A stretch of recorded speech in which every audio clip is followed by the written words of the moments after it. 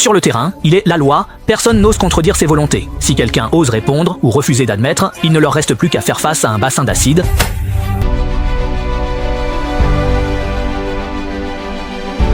Tout ce qui se passe ici est enregistré par Léo avec sa caméra espion, car il en a assez des agissements de ce groupe et prévoit de les faire tomber à la première occasion. Après avoir nettoyé le désordre de la nuit, Nick se rend dans un bar local pour prendre un verre et se remettre de ses émotions. Mais il croise par hasard Léo, qui est là pour enquêter sur de nouveaux visages. Léo s'approche de lui. Par bienveillance, il conseille à Nick de partir rapidement, car la situation ici n'est pas très stable. À peine a-t-il fini de parler, que Nick se fait bousculer par un jeune couple, et une altercation est sur le point d'éclater. Heureusement, Léo a réussi à intervenir à temps, apaisant ainsi la colère des deux personnes, et Nick a commencé à baisser sa garde envers Léo.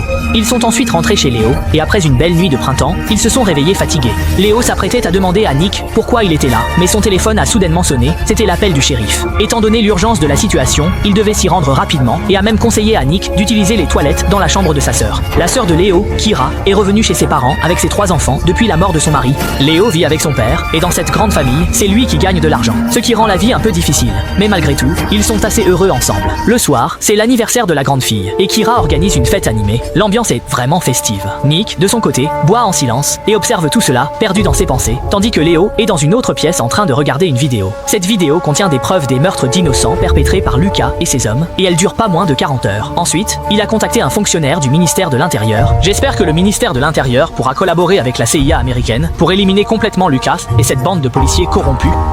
Ceci est une copie de 2. À peine avait-il fini, l'officiel jeta son mégot et donna des ordres. Immédiatement, plusieurs bandits armés sont descendus du véhicule. Léo ne l'avait pas prévu,